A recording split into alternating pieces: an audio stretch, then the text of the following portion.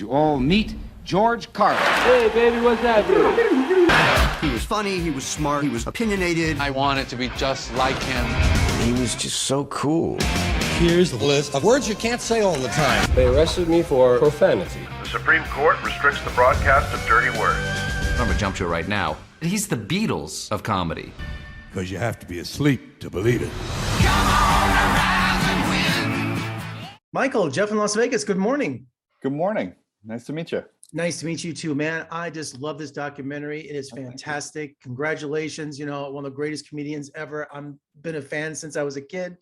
You know, just his life and times. I learned so much about his early life that I didn't know about. You know, I knew the comedian that we all see, but just fascinating to see how much of a backstory you had in the detail. And it just gives me a greater appreciation of the man. Thanks. Yeah. Judd and I are always so fascinated by the human beings underneath the art, you know, and people's struggles and how they are able to, you know, overcome various things and turn their, you know, turn their creativity into something that we all enjoy, you know. So I think his early life really humanizes George and takes him off this pedestal and helps you kind of understand who he was as a person.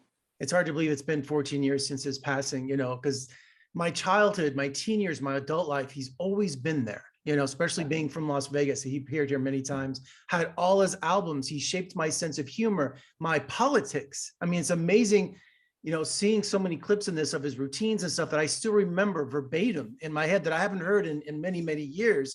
And as a documentary filmmaker, you had a treasure trove of photos and recordings to pull from. Tell me about that, because it was just essential to this documentary. Yeah, I mean, you know, George was in so many ways such a dream subject for a documentary, because he was a hoarder and he obsessively kept everything throughout his life, from, you know, recordings that he made as a kid back in the 40s to little drawings and things from his childhood. And he always obsessively wrote down notes and ideas and things for jokes, and he kept letters and recorded himself in private. And so it was just an extraordinary trove of material that we had to work with. Especially all those early recordings and footage, you know, the suit wearing variety show comedian, that is so foreign to me. You know, I look at that, I'm like, who is this man?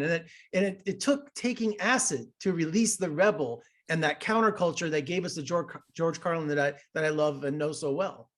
Yeah, I mean, early on in his career, you know, it was at a time that comedy was kind of shifting a bit, and it was coming out of, you know, the sort of post-vaudeville era, and comedians, you know, like Lenny Bruce, who was one of George's heroes, people like Nichols and May, Jonathan Winters, Mort Saul, who were pushing the boundaries of comedy and doing new things. And when George started off as a comedy team with Jack Burns, they were really kind of finding their way and trying out edgier stuff, but also seeing what works with mainstream audiences. And George sort of made a decision that he was going to go after mainstream success, but he found that it was stifling to him and he wasn't really being his true self. You know, I knew Burns and Schreiber growing up as a little boy. I had no idea that it was Carlin and Burns. I didn't know they were a team. Yeah, and Jack Burns actually had a huge, huge impact on George. He was the first person that, you know, espoused progressive values, and, you know, he was a champion of civil rights and integration and things like that. And George had grown up, you know, his mother was quite conservative, and meeting Jack and connecting with Jack was a real political awakening for George. And, you know, being a Las Vegas native, you know, born and raised, fired at the Frontier Hotel in Las Vegas for saying the word shit. This is a family show, I'll bleep that. And it's just amazing. He was a champion for First Amendment. I always think of Larry Flint, you know, People versus Larry Flint, and how he championed First Amendment. But George, all the effort he did, it didn't work. You know, but now it's different. But back in his time, it was a failure because, you know, he lost that battle. He did. And it's interesting too, because some of those big battles now are sort of quaint, because, you know, the FCC does not govern as much of what we take in as it used to. You know, back when there were 3 networks and everybody got all of their information, entertainment, and things from television, from broadcast television and radio.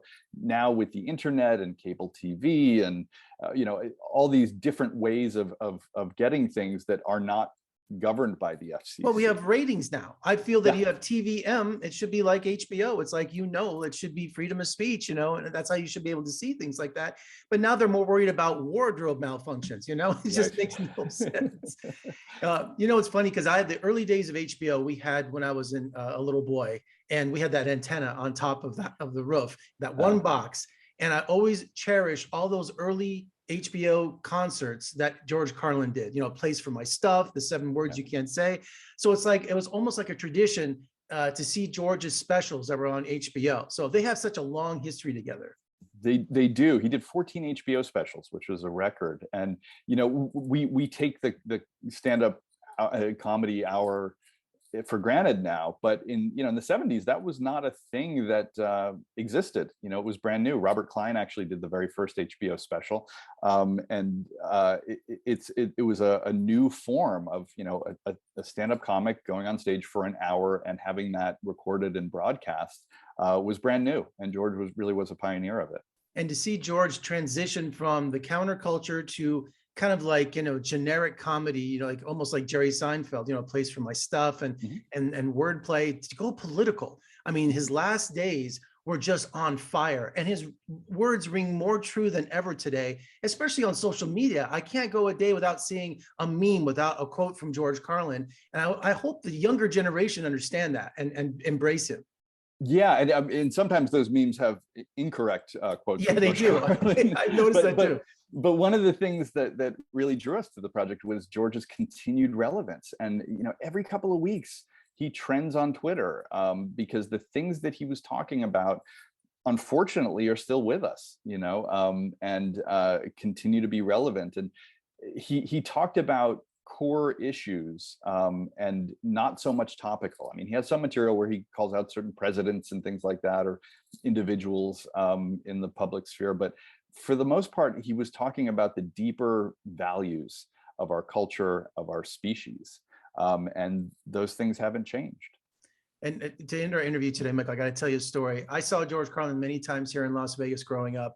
And the first time I saw him was my senior year in high school. And I went to the Sahara Hotel, the Congo Room, to see George's concert. And I was in line with my best friend, and we were talking about a sketch that we love called Indian Sergeant, which was in the documentary Love. And I said, you know what? I wonder if he's going to do that tonight. So I walked over to the house phone, picked it up, and I said, George Carlin's dressing room, please. He answered. And I was like, and I said, hey, can you do Indian Sergeant? He goes, look, I got some new stuff tonight you're going to love. Hey, after the show, come up and see me after we're done. I'm like, so we went up there. And that's when he did the 7 words and he had the list and everything like that. And the audience was like 65 plus. They all left just disgusted. Of course, the younger people, I was the youngest one there. We went up to his dressing room afterward, and he was there by himself. We walked in, we visited for 10, 15 minutes. And at the end, I asked him for an autograph, and he goes, you know what? Give me your address. And in the mail, he sent me this autograph picture, which I still have from 1984. I still have it. That is fantastic. Yeah, he had a reputation for always being really, really nice to all of his fans. And he had an experience when he was a kid. His hero, Danny Kaye, he met at a stage door in New York, and Danny Kaye was a jerk to him. And I think that maybe had something to do with why he always went out of his way to really be kind to his fans. And he really appreciated all the love that he got from his fans. As a film critic for 25 years and a movie fan and TV fan, yeah, you meet some of your heroes and sometimes they're disappointing. Yeah. So I totally understand what happened. But I got some stories for that too. But George was the sweetest, was the nicest, and this documentary is a love letter to him. And I thank you and Judd Apatow for this, because it's just, as a lifelong fan, I mean, I could not get enough of this. So thank you so much. That means a lot to us. Thanks so much, Jeff. All right, take care and good luck with the documentary. Thanks.